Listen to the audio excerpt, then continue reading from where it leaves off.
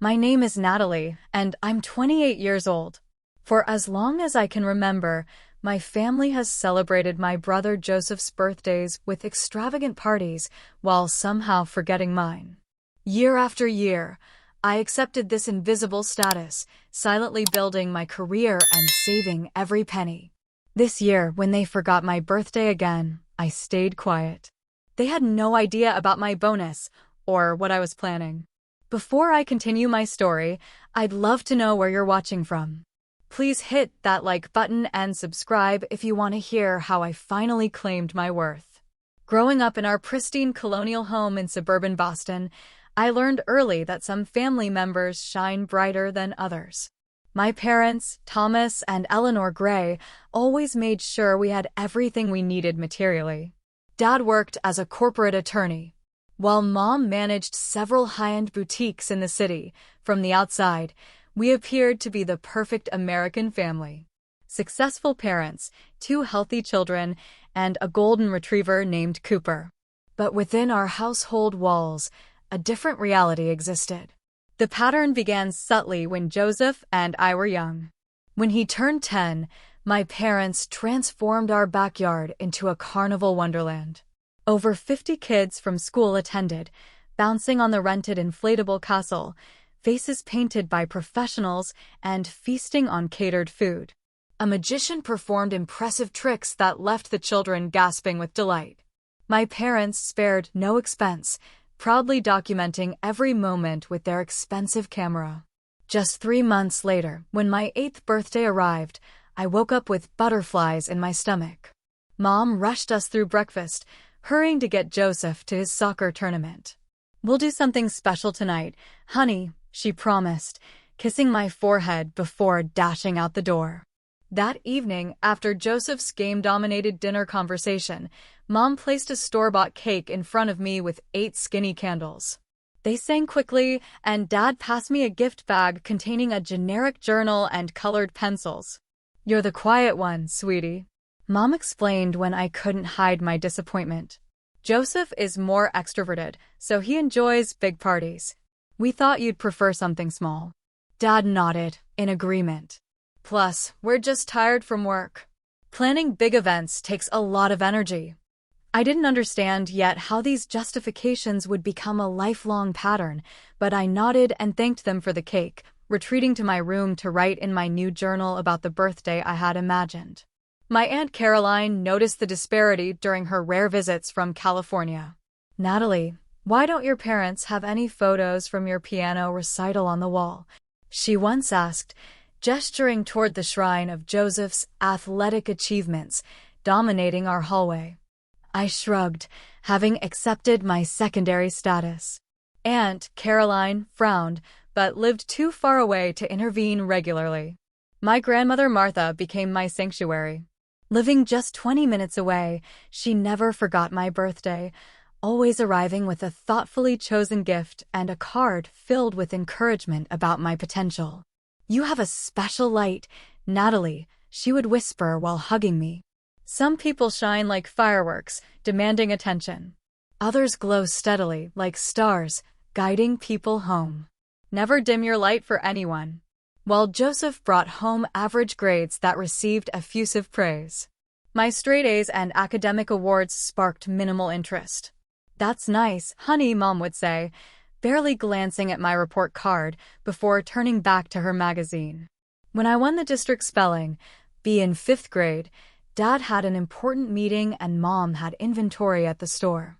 I stood alone on stage, searching the audience for familiar faces that weren't there, while my teacher, Mrs. Patterson, gave me an extra congratulatory squeeze, understanding my disappointment. I developed what my childhood therapist later called an invisible child persona.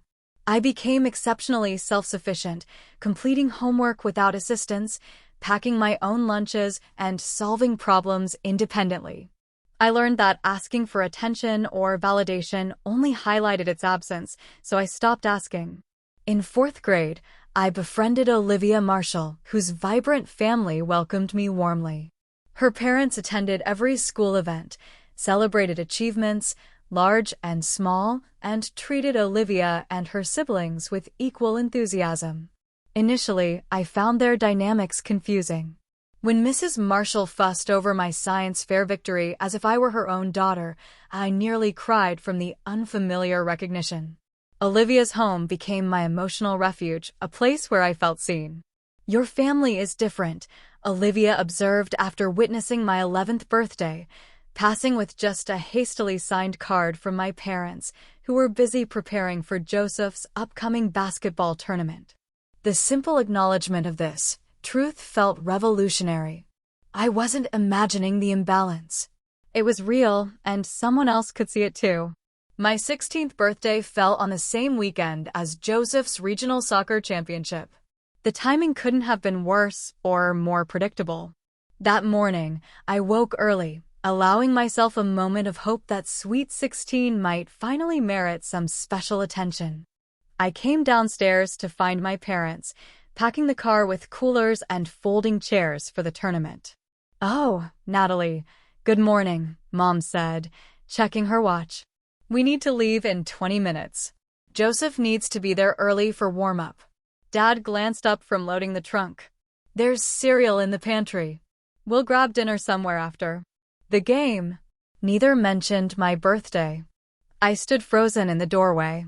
The invisible girl turning 16. Without anyone noticing, I retreated to my room, applied makeup to hide my red eyes, and joined them in the car, where the conversation revolved entirely around Joseph's prospects for earning a soccer scholarship. We spent my entire birthday on metal bleachers, cheering for Joseph's team. When they won, my parents jubilantly took the whole team for pizza, where I sat quietly in the corner, watching 16 candles burning down in my imagination. The contrast with Joseph's 16th birthday 6 months earlier had been stark. My parents had rented a hotel ballroom, hired a DJ, and invited his entire grade. The celebration culminated with Dad ceremoniously handing Joseph keys to a brand new Jeep Wrangler, complete with custom wheels and a premium sound system. Joseph had stood speechless before whooping with joy, his friends clapping him on the side, back, while my parents beamed with pride. Throughout high school, I channeled my hurt into academic excellence. While Joseph maintained C+ averages that our parents deemed good enough considering his athletic commitments, I maintained a perfect 4.0 GPA. I joined every academic club, won national writing competitions, and eventually became valedictorian. Each achievement felt like a quiet rebellion, a way of proving my worth to myself when my family couldn't see it. I also secured part-time jobs from the moment I turned 15, working at the local library and later at a coffee shop. Financial independence became my goal, as I recognized that self-sufficiency would be my escape route. Every paycheck went into a savings account I opened with grandmother Martha's help. Martha remained my emotional anchor, though her health began declining when I turned 17. Despite her arthritis making movement painful, she never missed important moments in my life.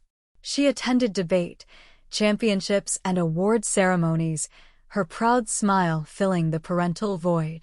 When she couldn't drive, she took cabs or arranged rides with neighbors determined to support me.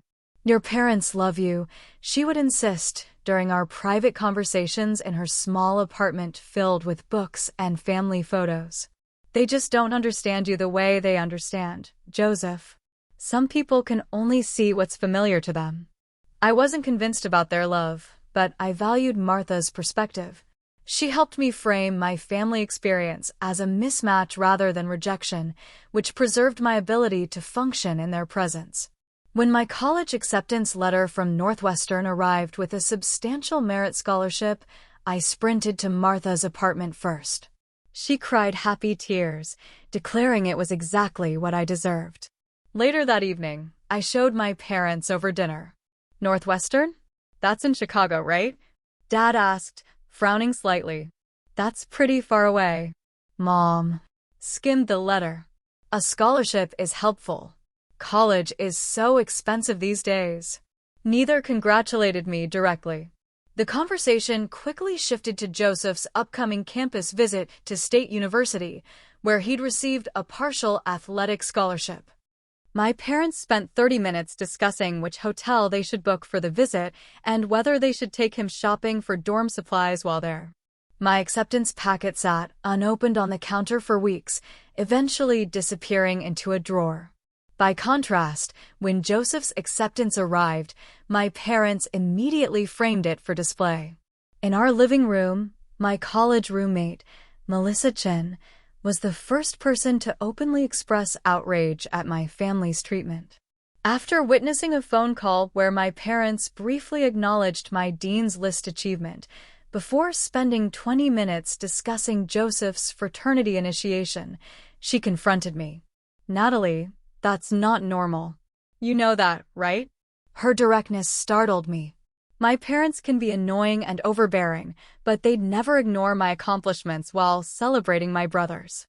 Her words cracked something open inside me. For years, I'd normalized my family's behavior, accepting my invisible status as somehow deserved. Melissa's perspective offered a jarring new lens. Perhaps the problem wasn't my worthiness, but their inability to see beyond their golden child.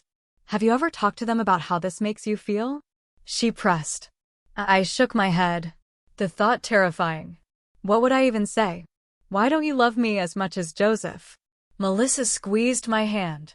"Maybe start with something specific, like your birthday." But the thought of confrontation paralyzed me. Instead, I threw myself into college life, building connections with professors who valued my intelligence and friends who celebrated my existence. For the first time, I began creating a world where I mattered centrally, not peripherally. After graduating summa cum laude with a double major in marketing and psychology, I landed an entry-level position at Techvision, a rapidly growing technology company in Boston. My graduation ceremony offered another stark contrast in family dynamics. While my parents attended, they arrived late, missed the honors recognition, and left immediately after to prepare for Joseph's graduation the following weekend. Joseph graduated with a respectable but unremarkable 3.1 GPA in business administration. My parents gifted him a fully paid trip to Europe as a graduation present, proudly showing me the itinerary when I visited home. My graduation gift had been a generic card with a $100 check inside. Rather than dwelling on the disparity, I channeled my energy into building my career. I arrived at work an hour early each morning, volunteered for challenging projects, and stayed late to ensure flawless execution. My drive wasn't solely about professional ambition. It stemmed from a lifelong need to prove my worth. 18 months, I received my first promotion to marketing specialist. By my 25th birthday, I became the youngest team lead in company history. Each promotion validated what my family couldn't see, that I was exceptional, valuable, and worthy of recognition.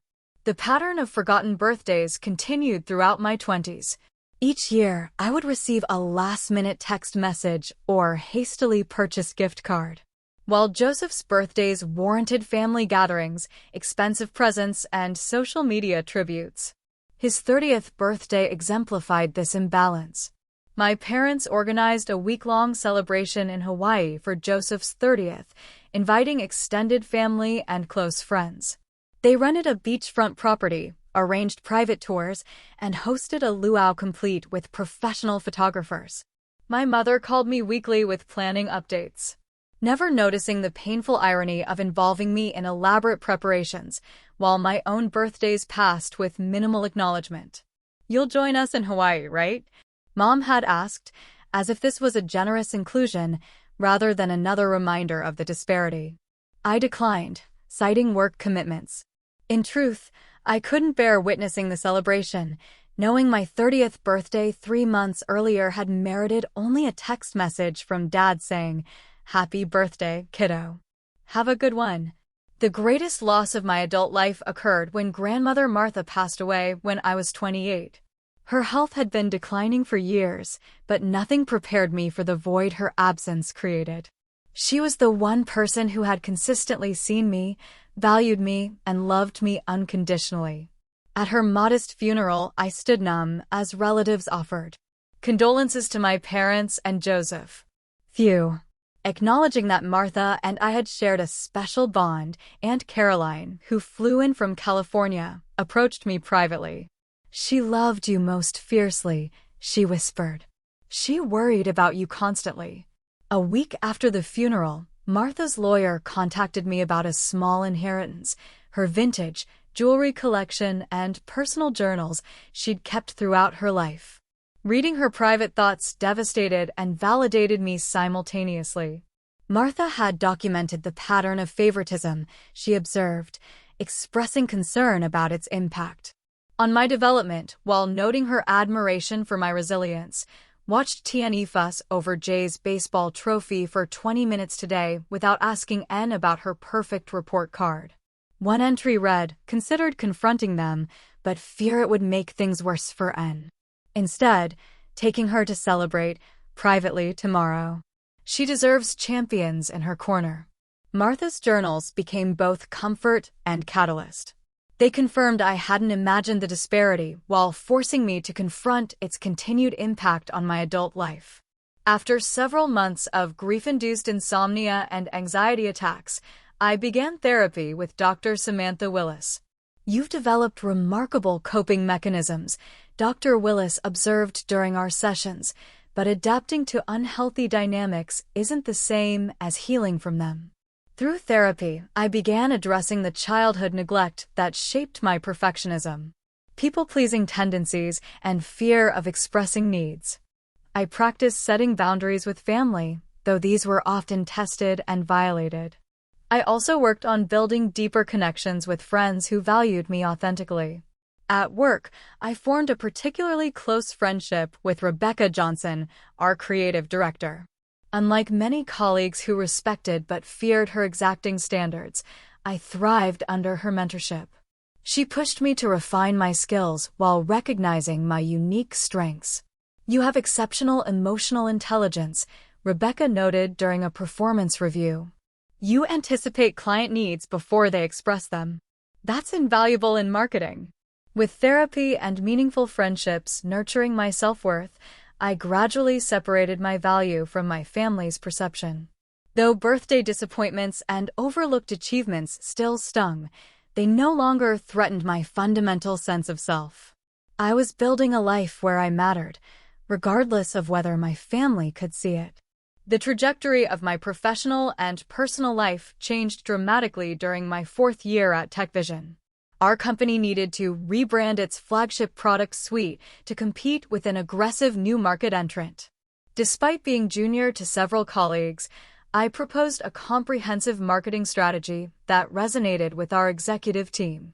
This approach reflects a deep understanding of our users' emotional journey, our CEO, Victoria Bennett commented after my presentation. It's exactly the direction we need.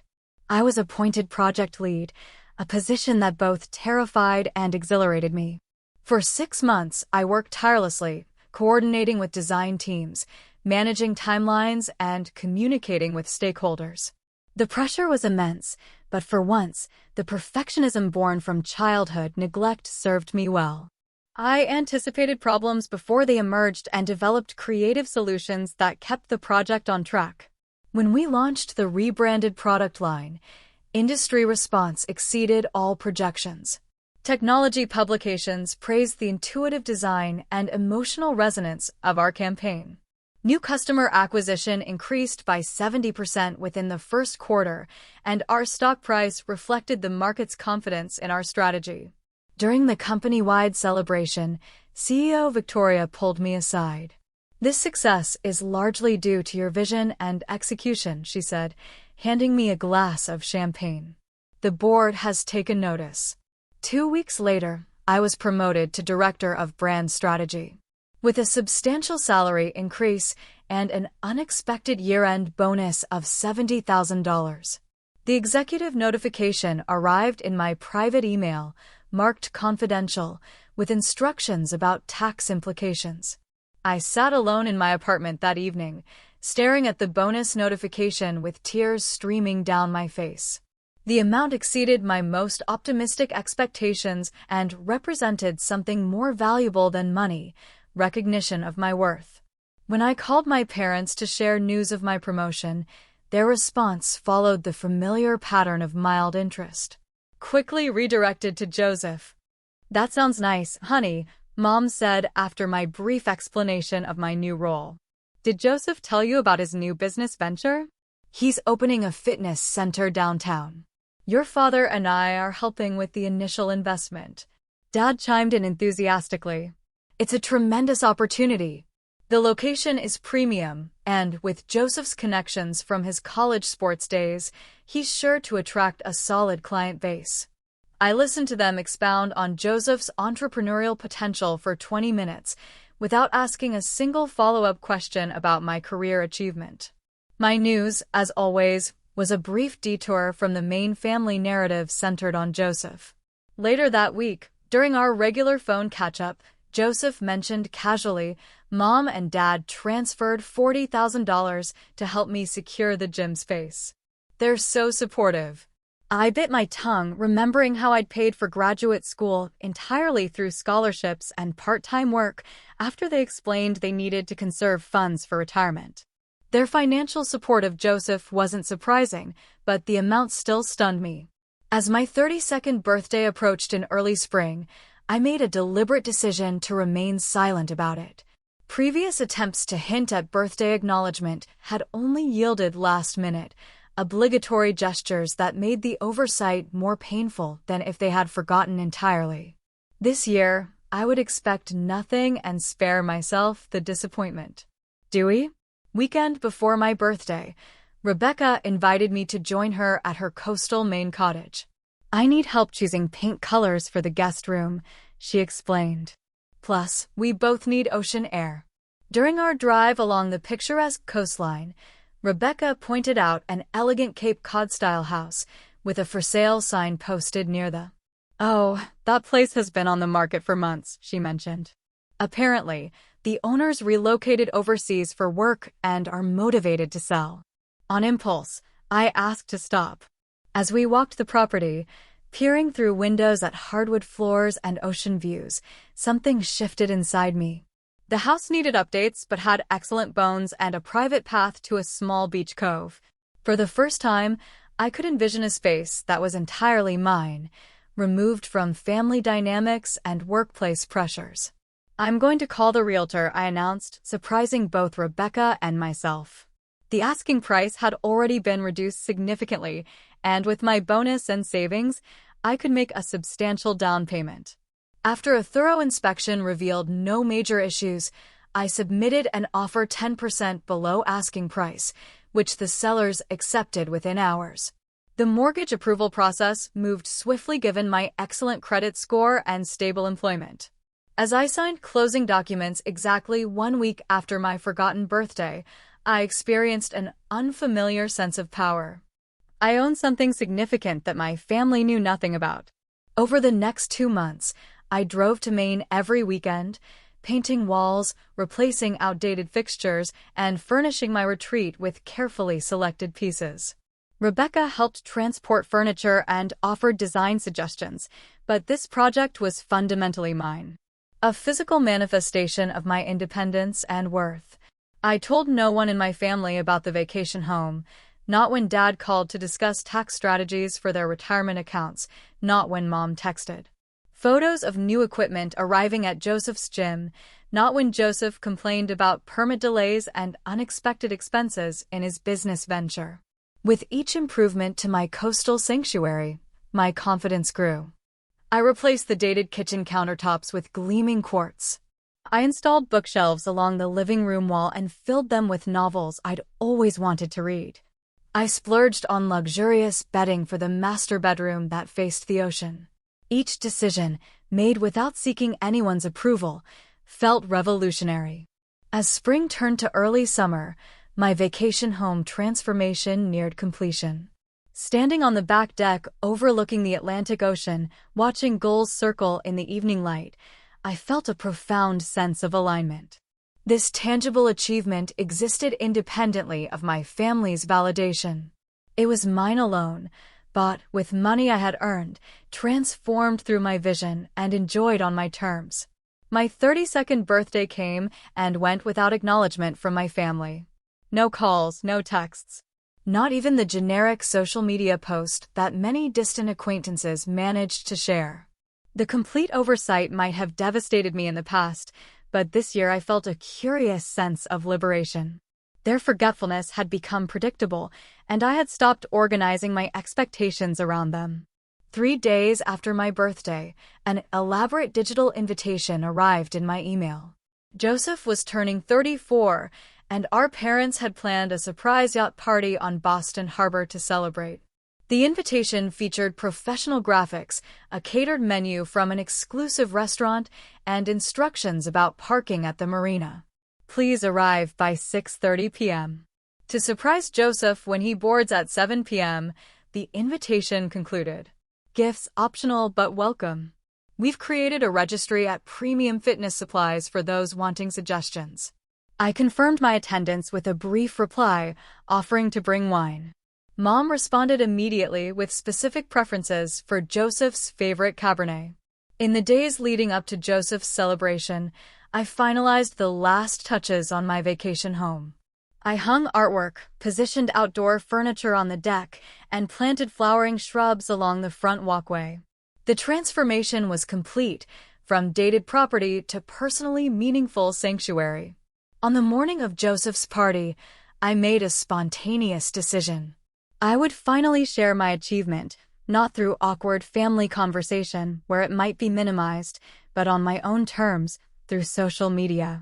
I spent 2 hours taking perfect photos of each room, capturing ocean views from windows, and creating a video tour that showcased the property's features. I wrote and rewrote my post several times, finally settling on wording that felt authentic without being confrontational. Excited to finally share my secret project of the past few months, I purchased this coastal Maine vacation home and have been renovating it weekends. Thankful for my career that made this possible, and looking forward to sunrise coffee on this deck for years to come.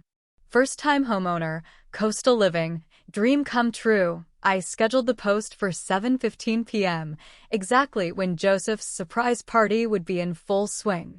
Then I dressed carefully for the evening in a navy blue cocktail dress, applied subtle makeup, and drove to the marina, arriving precisely at 6:30 p.m. The yacht was elaborately decorated with string lights, floral arrangements, and congratulatory banners. About 40 guests mingled on deck, mostly Joseph's friends and business associates, plus a few family members. My parents bustled around, checking details with the caterers and bartenders, completely in their element as hosts. "Natalie, you're here," Mom acknowledged briefly. "The wine can go at the bar station. Joseph just texted that he's running late, but he should arrive by 7:15. At 7:10, a commotion near the gangway indicated Joseph's arrival. Everyone gathered to shout surprise as he boarded, appearing appropriately shocked and delighted. My parents hugged him effusively, champagne was distributed, and Dad made a tearful toast about how proud they were of their son's accomplishments and character. At precisely 7:15, I felt my phone begin vibrating continuously in my clutch bag. As congratulatory notifications flooded in from friends and colleagues responding to my vacation home post, I excused myself to a quiet corner of the deck. My post was garnering attention far beyond my expectations.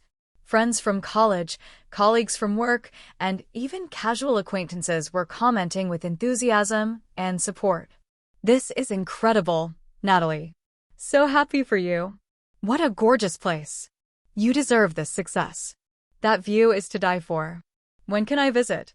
As I scrolled through responses, my cousin Stephanie approached, phone in hand. "Natalie, is this real? You bought a house in Maine? It's stunning." Her voice carried across the deck, catching the attention of nearby guests. Several people gathered around as Stephanie showed them photos from my post. Their exclamations drew more attention, creating a ripple effect through the party. Within minutes, my phone rang. My mother calling, despite standing 30 feet away across the deck. I let it go to voicemail. She called again immediately. Again, I declined. Then text messages began appearing. What is this house everyone is talking about? When did this happen? Why would you post this during Joseph's party? Call me immediately. I tucked my phone away and maintained polite conversation with guests who approached with questions about my vacation home. I answered truthfully, but without elaboration, redirecting conversation back to Joseph's celebration, when possible.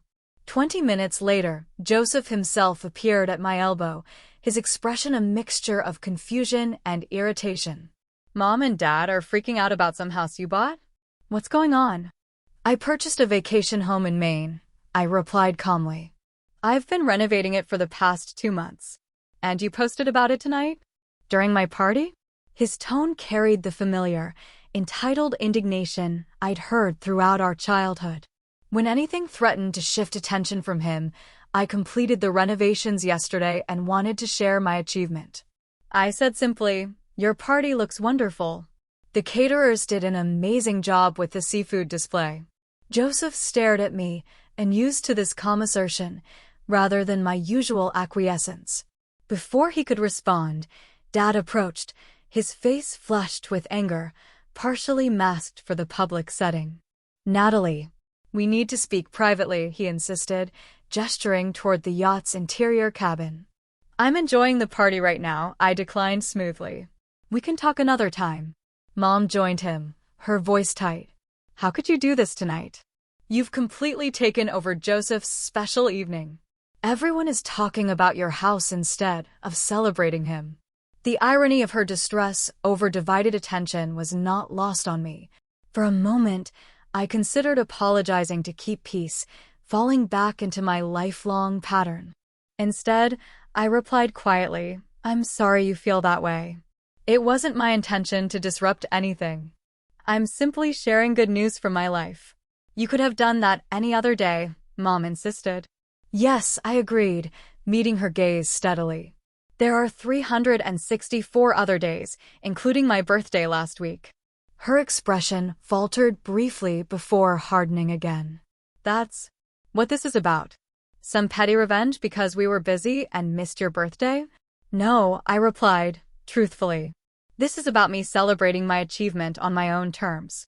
Throughout the remainder of the evening, my phone continued buzzing with notifications. My post had spread beyond my immediate circle to extended family members. Aunt Caroline sent an exuberant message. Martha would be bursting with pride. "Can't wait to visit your beautiful home. You've worked so hard for this." Other relatives expressed similar sentiments, many noting they hadn't realized I was so successful in my career.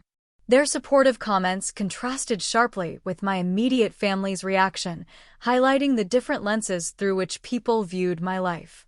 As the party wound down, I said polite goodbyes to guests and prepared to leave. Joseph intercepted me near the gangway. "You always need to make everything about you," he said bitterly, even when it's supposed to be my celebration. The familiar accusation, so backward from our family's reality, might once have silenced me. Instead, I responded with calm clarity, "Joseph, in 32 years, I've never had a party like this. I've never had my achievements announced in a family toast. I purchased a home with money I earned through hard work, and I'm proud of that. Your celebration is beautiful, and I've participated respectfully all evening. Both things can exist." Simultaneously, I left him standing speechless, walking confidently to my car. With the evening breeze carrying the sound of continuing celebration behind me for the first time in my life. I had refused to make myself smaller to maintain family harmony. The sensation was terrifying and exhilarating in equal measure. The 24 hours following Joseph's party brought an unprecedented flurry of communication from my family. Multiple missed calls accumulated while I slept peacefully. My phone silenced. By morning, voicemails demanded explanations about the vacation home, my finances, and the timing of my announcement. I prepared coffee and sat on my apartment balcony, mentally rehearsing responses with Dr. Willis's guidance echoing in my mind. You don't owe detailed explanations about your life choices to people who haven't shown interest in your life. When I finally returned Mom's call, her voice crackled with barely contained frustration. We deserve to know about major life decisions, Natalie. How could you purchase property without consulting us? Where did you even get that kind of money? I received a substantial bonus for my work on the company rebranding project. I explained calmly. Combined with my savings, it was enough for a down payment on a property that needed updating. A bonus? How much? She pressed. That's private financial information, I replied, surprised by my own boundary. Just as I don't ask about your financial decisions, that's different. We're your parents. Yes, you are. And I'm an adult managing my own finances successfully. I paused before adding, I've been director of brand strategy for almost 6 months now. The promotion came with significant compensation changes. The silence on her end spoke volumes.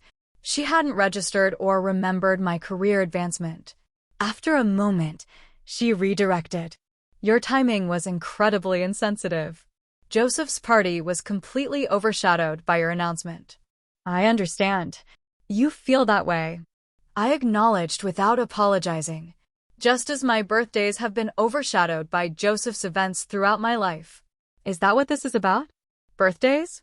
Her dismissive tone triggered a lifetime of minimized feelings. It's about a pattern, I said, quietly. My 32nd birthday passed last week without acknowledgement from any of you. Not a call, not a text, not even a social media comment. 3 days later, I received an elaborate invitation to Joseph's celebration with specific instructions about arrival times and gift preferences. We've been busy with Joseph's business launch, she defended. And, you're not as expressive about these things as Joseph. You've always been more independent. I was independent because I had to be, I replied, my voice steady despite my racing heart. Not because I wanted to be invisible. Dad called next. His approach more directly, confrontational. Your mother is very upset. What were you thinking? Natalie? Making a scene at Joseph's party? I didn't make a scene, Dad. I shared personal news on my social media. The fact that people found it interesting isn't something I could control. You deliberately timed it during his party, he accused. For the first time, I didn't deflect or accommodate. Yes, I did.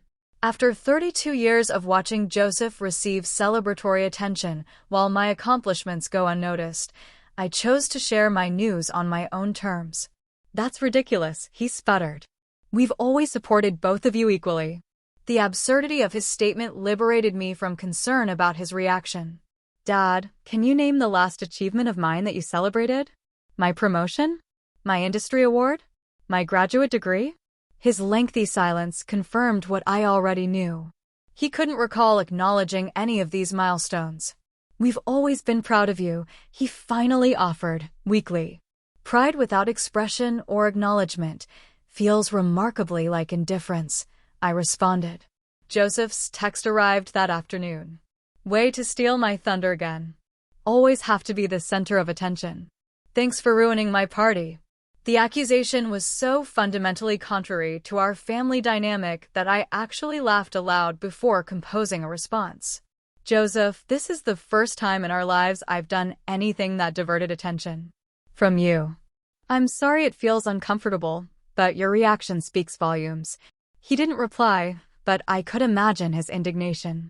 Joseph had never needed to compete for our parents' attention or validation. Having it divided, even momentarily, was an unfamiliar experience for him. The tension with my immediate family contrasted sharply with the warm responses from extended relatives.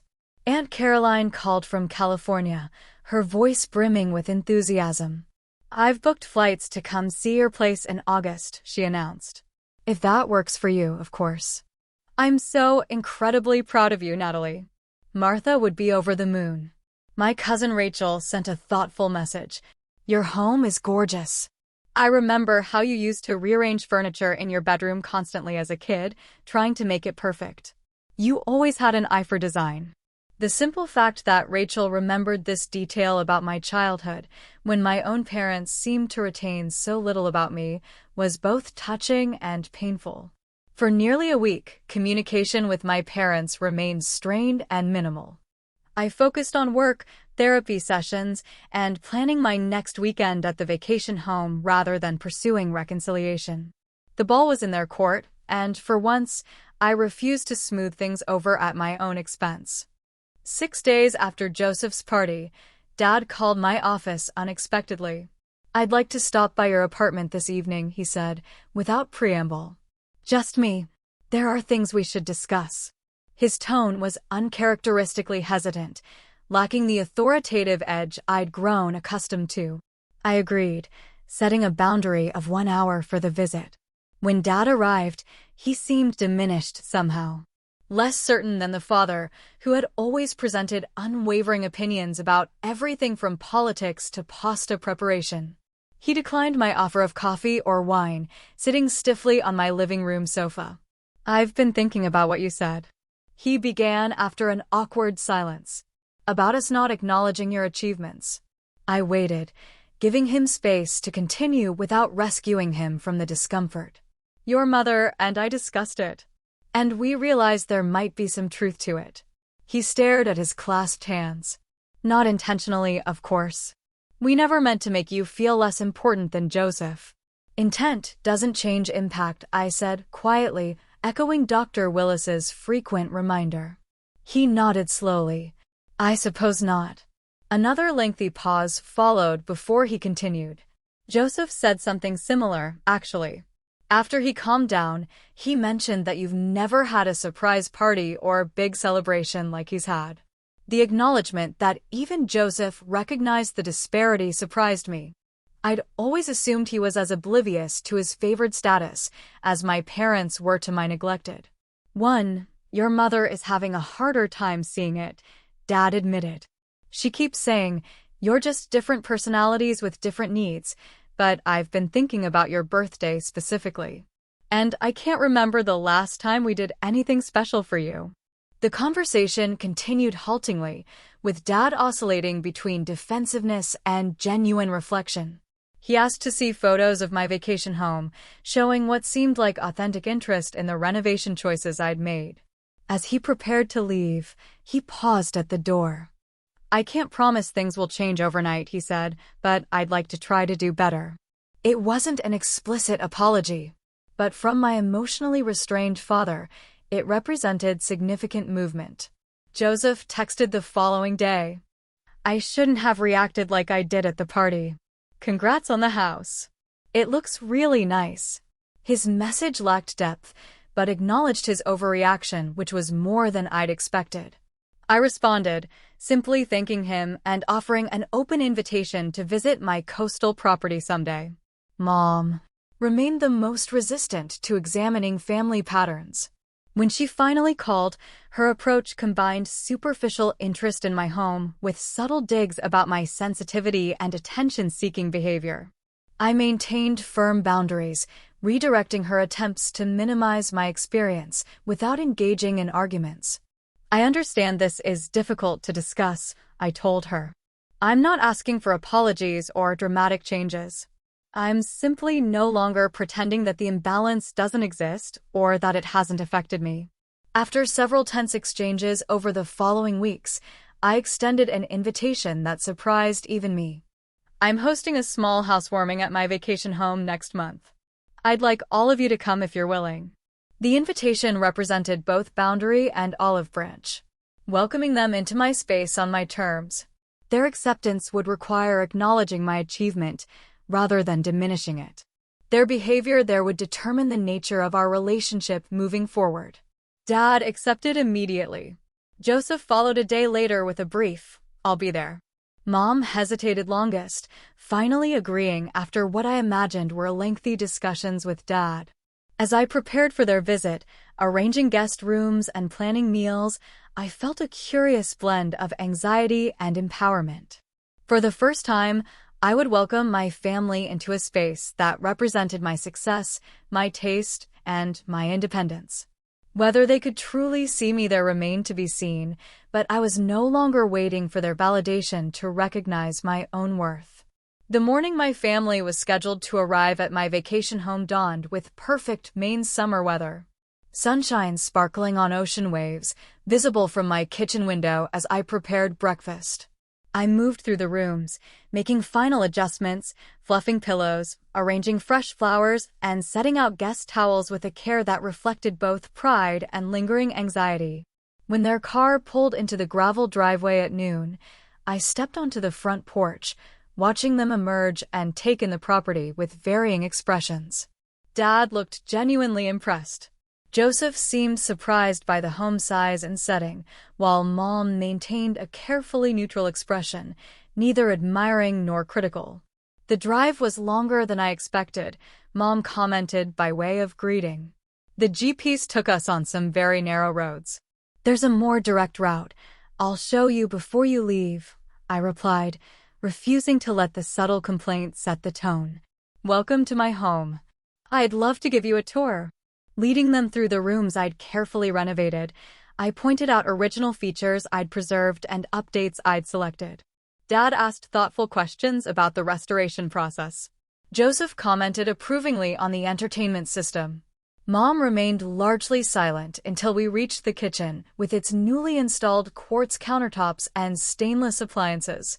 This must have cost a fortune, she observed, with an unmistakable edge of judgment. It was a significant investment. I acknowledged calmly, one that aligned with my financial planning and brings me joy every day. The subtle boundary seemed to register as she nodded, without further comment. The back deck, with its panoramic ocean view, finally drew genuine appreciation from all of them. Even Mom couldn't maintain indifference before the spectacular coastline. It's breathtaking, she admitted quietly. This is why I fell in love with the property, I explained. No matter what was happening inside, this view promised perspective. The afternoon progressed with less tension than I'd anticipated. We walked the private path to the small beach cove, collected shells, and returned for drinks on the deck. The neutral territory seemed to allow for conversation that avoided old patterns. Joseph talked about his gym without my parents, excessively praising every detail. I shared anecdotes about the renovation process without them changing the subject. To Joseph's endeavors. For dinner, I prepared a housewarming meal that showcased my developing culinary skills. Another aspect of my life they knew little about. As we ate at the dining table overlooking the sunset-gilded water, something shifted subtly in our family dynamic. After dessert, Dad cleared his throat awkwardly. I want to say something, he began, glancing at Mom, who pressed her lips together but nodded slightly. Natalie, seeing this place, what you've accomplished here, it's remarkable. And it's made me realize how much of your life we've missed by not paying proper attention. He continued with uncharacteristic emotional openness. I'm sorry for that. Truly sorry. No parent wants to think they've favored one child, but your mother and I've been doing some hard reflection since our conversations last month. Mom remained quiet, but I noticed her eyes glistening. Joseph studied his dessert plate. Uncomfortable, but not interrupting. We'd like to start by properly acknowledging your birthday, Dad continued. It's late, but we brought something. He retrieved a small gift bag from their room and placed it before me. Inside was a delicate silver picture frame containing a photo I'd never seen before. Me at about 7 years old, sitting on grandmother Martha's lap, both of us laughing at something off camera. Martha gave us this.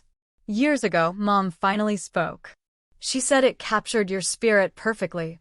We found it when going through some storage boxes recently. This simple gift held more meaning than any expensive present could have. It acknowledged both my bond with Martha and my parents' growing recognition of what they had overlooked. I thanked them sincerely, placing the frame on my mantel where it belonged.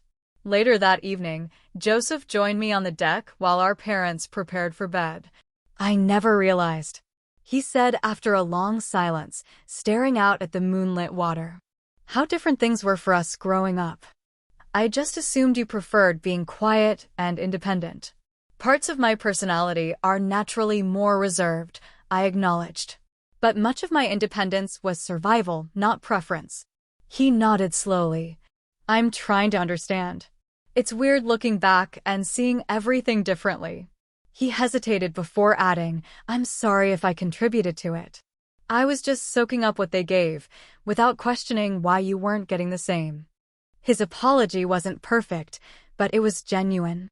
For the first time, I felt Joseph seeing me as a person with experiences valid in their own right, not merely as an extension of his story. The weekend visit wasn't a magical transformation of our family dynamics. Mom still occasionally made comments that minimized my experiences. Dad sometimes fell into old patterns of excessive interest in Joseph's activities, but something fundamental had shifted. I had claimed my value apart from their recognition, and, paradoxically, that had begun to change how they saw me. On their final morning, Mom approached me in the kitchen while I prepared coffee. This place suits you, she said, simply. I can see why you love it. Coming from her, this straightforward acknowledgement of my choice, without criticism, felt monumental. I thanked her, and we stood in comfortable silence, watching early light play across the water. In the weeks following their visit, our communication patterns evolved gradually. Dad called regularly, showing interest in my work projects. Joseph occasionally texted about neutral topics without parental prompting. Mom remained the most resistant to change, but made small efforts, sending an article about coastal gardening, asking about my weekend plans without comparing them to Joseph's activities. When my half-birthday approached in September, I received a surprising group text from all three of them, planning ahead for your 33rd birthday next March. Please save the date. Details to follow. The simple acknowledgement represented progress, though I no longer measured my worth by their recognition. The deepest healing had come not from their changing behavior, but from my changing relationship with myself. In therapy with Dr. Willis, I explored the complex emotions surrounding this family evolution. Complete transformation rarely happens, she reminded me. What matters is whether the change creates enough safety and recognition for a relationship that adds to your life rather than diminishes it. I continued building my independent life centered on authentic connections. I mentored junior colleagues who, like my younger self, needed validation of their unique contributions. I volunteered with a community program supporting teenagers from homes where they felt unseen. Each opportunity to help others claim their value healed some part of my own childhood wounds. My vacation home became both sanctuary and symbol of my journey, a tangible reminder that I could create beauty and meaning independently. Some weekends I hosted friends, filling the rooms with laughter and conversation. Other times I retreated there alone, watching storms roll across the Atlantic. Finding peace and solitude that was chosen rather than imposed, the most profound lesson emerged. Gradually, true self-worth can't be granted by others or taken away by their inattention. While parental recognition matters deeply, especially to a child, adult healing comes from recognizing our own light.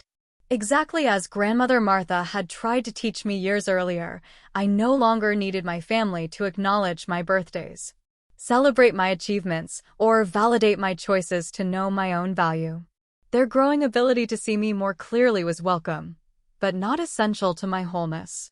This quiet liberation allowed me to engage with them from a place of choice, rather than need, transforming our relationship into something imperfect, but increasingly authentic. Have you ever felt invisible in your own family? Perhaps you recognize parts of this journey in your own life. I'd love to hear your stories in the comments below. If this resonated with you, please like and subscribe to connect with others on similar paths. Remember that your worth exists, independently of others' ability to recognize it. Thank you for listening, and may you find the courage to claim your own value, whether others see it or not.